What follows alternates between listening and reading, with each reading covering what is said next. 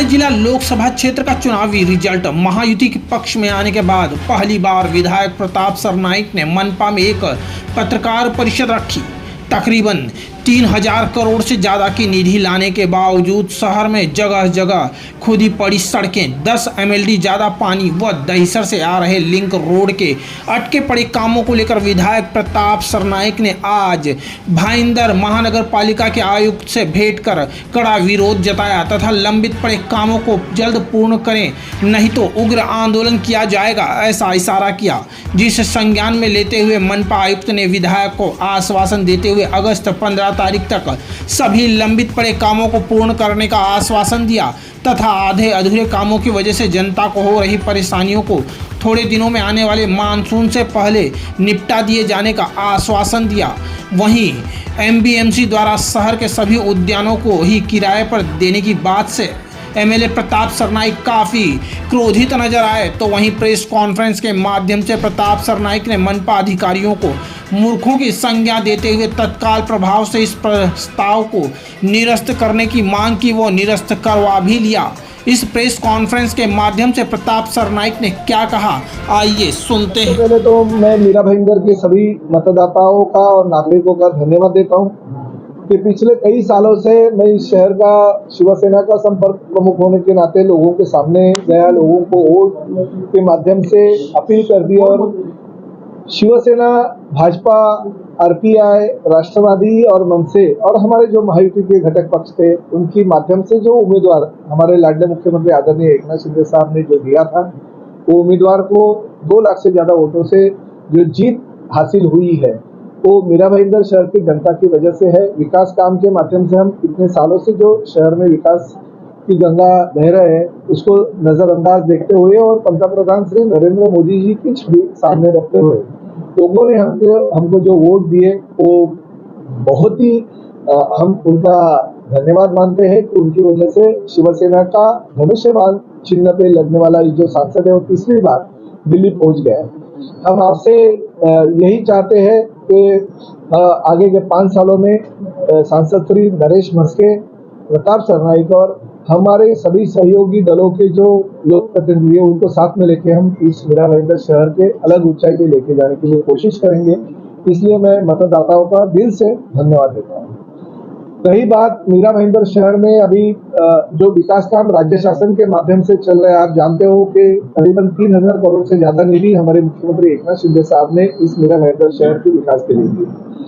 उसमें से 1800 करोड़ रुपए के तो रस्तों की निधि है और 1200-1300 करोड़ रुपए के अलग अलग विकास काम है।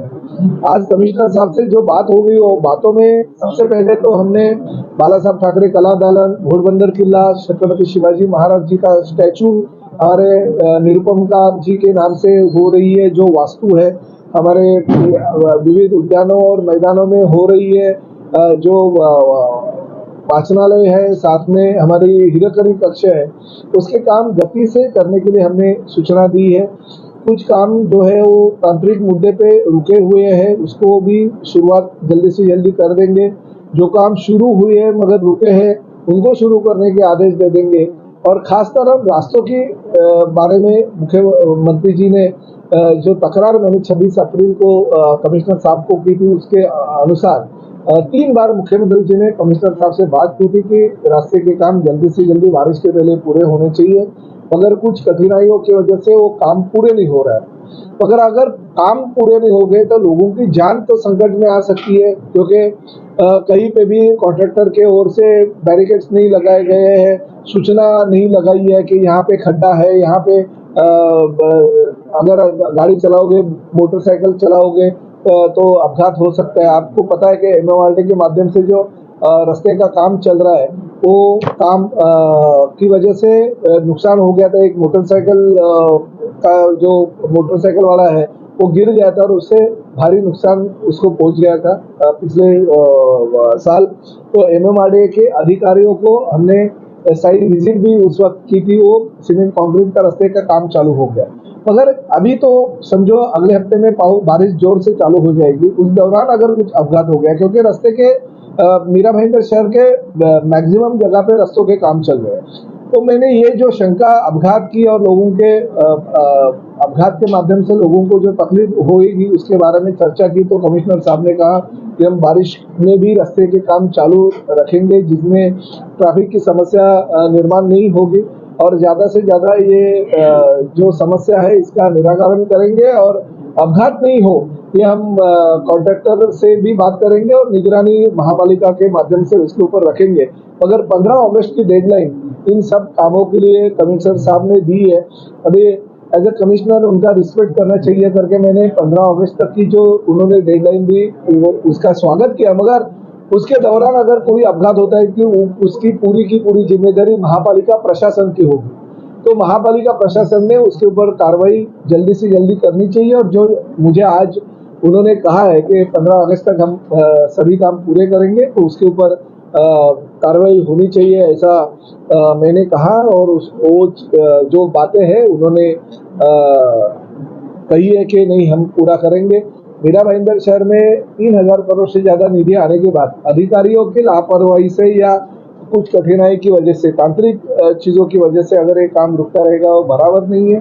और भी कुछ निधि आगे के विकास काम के लिए हम लेके आएंगे, क्योंकि मुख्यमंत्री जी के हाथों से चालू किया हुआ स्वर्गीय इंदिराबाई बाबूराव सामुदायिक अस्पताल जो है, मैं जाके आया, अभी तक उसमें भी कुछ काम बाकी है, इसलिए पूरा नहीं हो रहा है।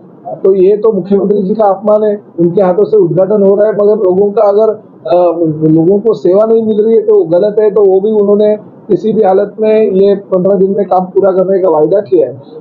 मैं जो रमेश चौहान है महात्मा फुले जन आरोग्य सेवा के प्रमुख, उनके साथ भी बात किया और उन्होंने मुझे कहा कि किसी भी हालत में 1 जुलाई से महात्मा फुले जन आरोग्य सेवा का हमारा जो मीरा भाईंदर महापालिका का जो हॉस्पिटल है उसको हम दे देंगे, परमिशन दे देंगे, ताकि 5 लाख तक का जो खर्चा है जो वहाँ पे उपचार लेने के लिए जाएगा, पूरा का पूरा उपचार का खर्चा जो है वो शासन उठाएगी।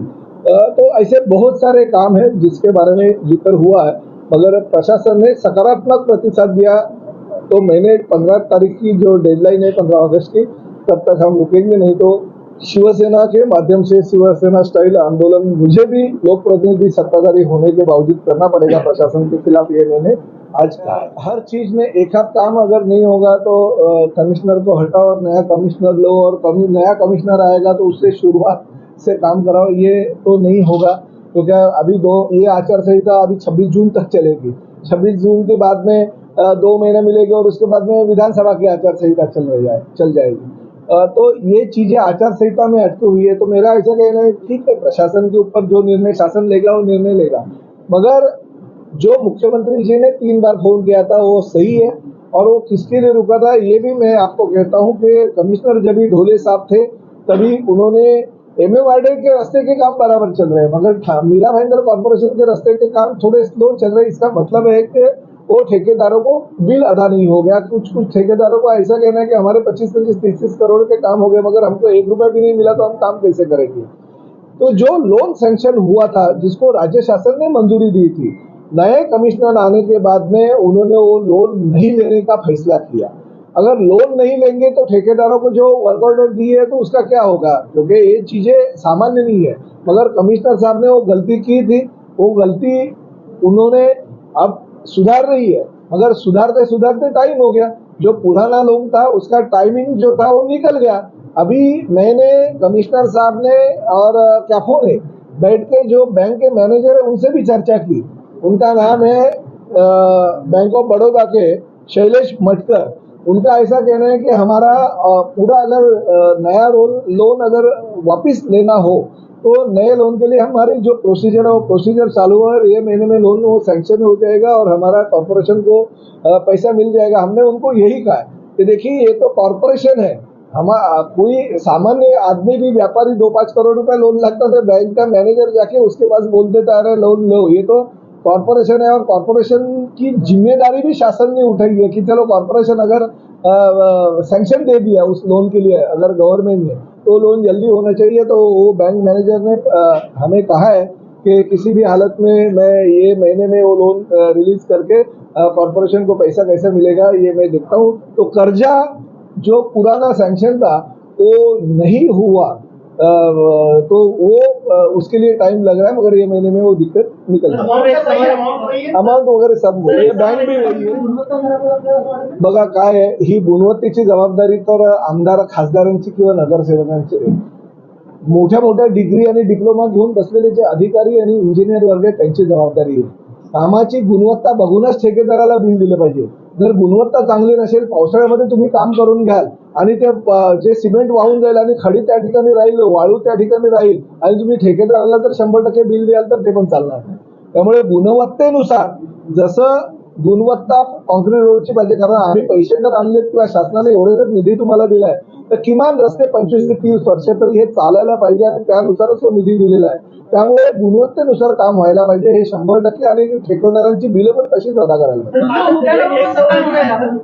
उद्यानाची फाईल कचऱ्याच्या डब्यात कॅन्सर नाही, तो मूर्ख अधिकारी कोण आहे ते ज्यांनी ती फाईल बनवली त्याला दाखवायला सांगितलं, पण ते दाखवलं नाही मला. नाही तर बरोबर त्याला उद्यानांमध्येच घेऊन गेलो असतो. और एक दुखद घटना ये कि सूर्या डैम से जो पानी आ रहा है, वर्सोवा ब्रिज के पास में जो चेंबर में आज 10वां दिन है, एक व्यक्ति की लाश पड़ी है, जेसीबी अंदर है. प्रशासन पूरी तरीके से फेल है, उसे बाहर नहीं निकाल पाया. नहीं, देखिए ये जो अपघात है, अपघात के ऊपर MMRDA के माध्यम से जो L&T नाम का जो कॉन्ट्रैक्टर है उसके माध्यम से वो काम चल रही है, वो तो देख रही है, पुलिस प्रशासन भी उसके ऊपर कार्रवाई कर रही है. मगर ये बात सही है कि 125 MLD पानी जो हमको MIDC के माध्यम से मिलता था और उसके बजाय 125 के बजाय 115 ही पानी मिलता था, तो 10 MLD पानी जो नहीं मिल रहा था उसको सैंक्शन देने की जिम्मेदारी उद्योग मंत्री उदय सामंत साहब ने कल ले ली है. और उनके माध्यम से आज से ही, कल तो शटडाउन था इसलिए कल नहीं हो गया, मगर आज से ही 10 MLD पानी कैसा टप्पे टप्पे से मीरा भाईंदर शहर को मिलेगा उसकी जिम्मेदारी लोक प्रतिनिधि के तौर पे मैंने और उद्योग मंत्री जी ने ली है. और वो अभी कमिश्नर साहब से वो भी बात हो गई कि वो पानी कैसे जल्दी से जल्दी मीरा भाईंदर शहर को मिले और लोगों की प्यास बुझे, इसके लिए हम कोशिश करें.